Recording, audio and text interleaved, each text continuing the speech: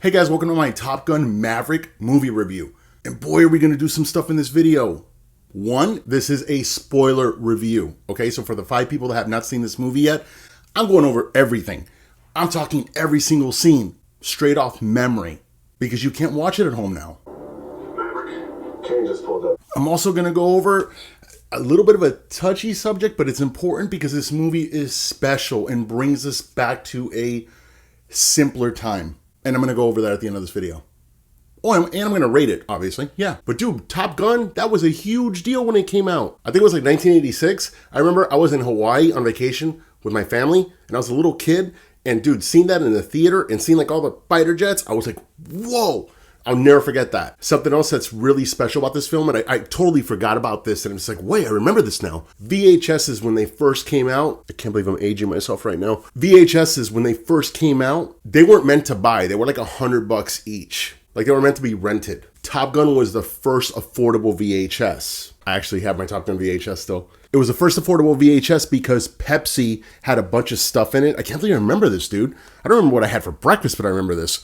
Pepsi sponsored the crap out of this. They had a bunch of Pepsi stuff in it, and it was a VHS that was $20, which was mind-blowing at the time. Everybody was like, $20 for Top Gun? Of course. So yeah, this shit sold like crazy. Do you remember how this looked? Remember the Top Gun thing? That's so cool. But yeah, dude, Tom Cruise, he does not stop. The aliens that he prays to, they are giving him freaking some youth serum. And he looks so much better than, I'm not going to say John Travolta, because John Travolta, clearly he's in space right now. What's left here is an alien in a John Travolta skin suit. So yeah, I guess like maybe they like Tom Cruise more. They need him here because he's awesome. And I will say from the very beginning, the first few minutes when they're doing the whole little like da-na, da-da-na-na-na, and they're showing the planes take off, I'm like, dude, I hope they do not do a retread here. Like just like a copy of the same shit. Thankfully, they don't. We find Maverick and he's in his hangar and he's doing a little freaking thing with fixing the plane. And you can tell there's history there, dude. This guy's been around, man. And you appreciate that. Seeing like it's just meeting an old friend again. And he finds out they're going to cut the funding if he doesn't hit like Mach 10. And he's like, you know what? Screw these guys. I'm going to freaking do it. That's Maverick and we freaking love him. Hasn't changed. And I don't know what it is. Maybe it's because we have like Dolby Atmos now. But just, we've seen this a million times. The plane's about to take off. It's going, the music's going. The score is great in this. And you're just like,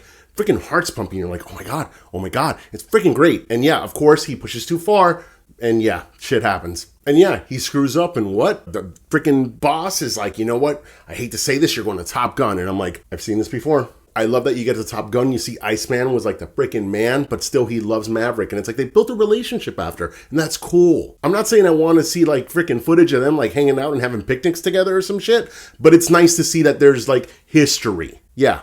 John Hamm, he's freaking amazing. I love this guy. And he's in like a role of authority. And that's him, dude. It's the voice. It's the look. If you guys have not seen Mad Men, that's one of the best shows, dude. He was the center of that show. He's what made it special. And he needs to be in more things. John Hamm is freaking awesome. And he's used correctly here. Then we meet like all the new recruits and yeah, it comes across at first like, oh, this is a big group of generic crap because you expect that.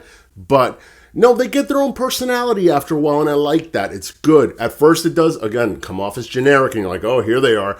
But no, it works. And from that generic crowd, it's really cool that there's something going on there because Goose's kid is there. The Goose had a rooster, and I love Rooster. He's got some shit going on. He's upset, and there's some history, and yeah, I love that. You also meet a girl, Pam Penny, that girl. I'm like, okay, it's not Kelly McGillis. And clearly you could not have casted her. I get it. It's just not everybody drinks like freaking alien serum like freaking Tom does. But yeah, you couldn't cast her in this.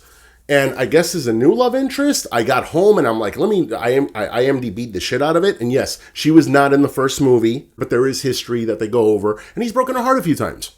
It's Maverick. He fires his load and then he goes. Kind of his MO. Yeah. But then we're here to see what we all came to see, which is the freaking planes fighting. And dude, you see the 2 planes going and Maverick just goes boom, right in between them. And I was like, whoa. And I'm like, freaking Top Gun, yes. And dude, yeah, that did not disappoint. Now you got like the GoPros you could put in the freaking cockpits. You're really in the action now, and that's awesome. Maverick freaking beats the shit out of everybody. Everyone does like freaking push-ups. Miles Teller, who plays Rooster, people are gonna give him shit for being like freaking in like the Fantastic Four garbage, and that's not his fault, dude. Like nobody could have acted out of that script. But if you really want to see one of the greatest movies I've seen, like the last like decade for sure, watch him in Whiplash. Look that up. Watch it. You're welcome. But yeah, Maverick starts being Maverick. He freaking gets in trouble with the going low and this and that.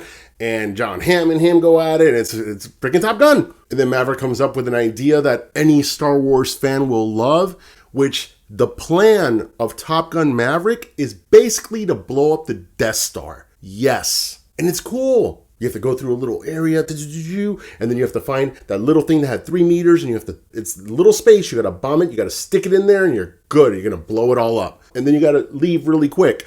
Yes, you're blowing up the Death Star. As a Star Wars fan, I appreciate that. My dog's name is Princess Leia. Of course I love that shit. And through this whole time, I'm like, are they gonna kill Maverick? Like, is Maverick gonna, like, die? Like, is the arc gonna be Rooster's about to get killed and Maverick jumps in the way or some shit and hits the missile? I don't know. That's what it felt like. And I love the text messaging between him and Iceman because you're seeing that he just has him as Ice on the phone. These guys, they talk all the time. And it's so cool that, like, Ice came to his rescue to keep his, like, Navy career going.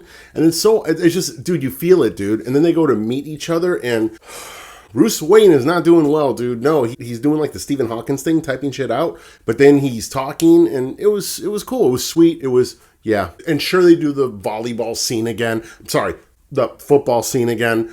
That thing, yes, with the beach with the shirts off. Again, freaking alien serum. Good for you, Tom Cruise. And it is an important scene because it shows like a real team building situation that feels real. It feels legit. And like the generic characters are not really that generic anymore. You actually care about them, and that's cool. And then Tom Cruise has his like Kelly McGillis moment again, where he takes, what's her name? Penny or whatever, to the house.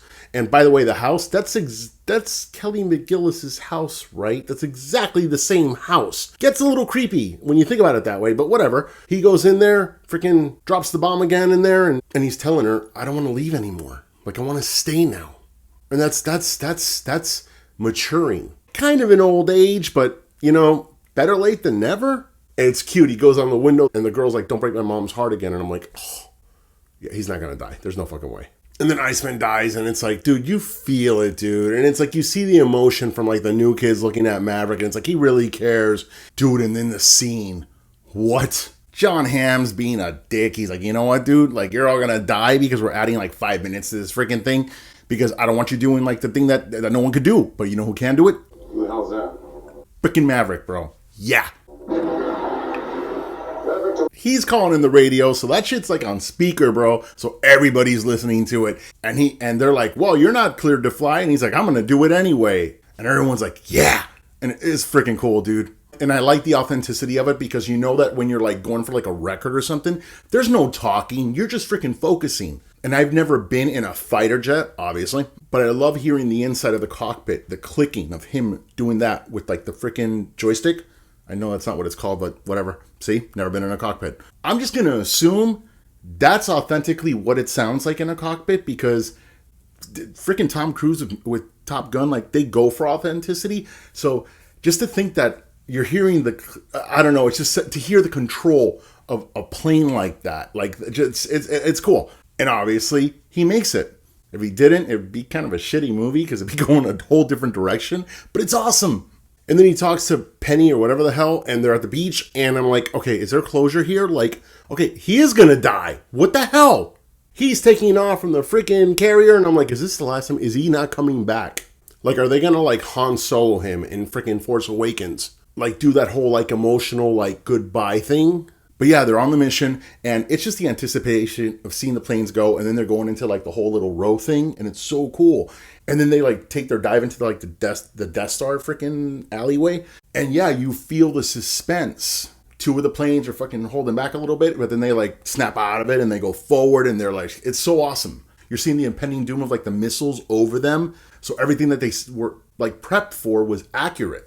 And yeah, obviously they hit their target with that first one, and then the second one, they're like, oh no, but they hit it anyway, and that's awesome. They freaking blew up the Death Star. It's great. But yeah, you got to worry about the cannons and everything's like freaking shooting at them. And I could just see it where like Maverick's going to get in the way of a missile and save freaking, I almost called him Raccoon, Rooster. But yeah, it actually happened. I can't believe I called that one the first time I saw the movie. Because you should always see a movie the first time in a theater. Yes. The first time. The way the plane goes down and it's just like whatever. I'm like, yeah, there's no way Tom Cruise died like that. He's going to die on camera, not off camera. No way. But I love the route they went, not being all like melodramatic with like they didn't Han Solo it, thank God.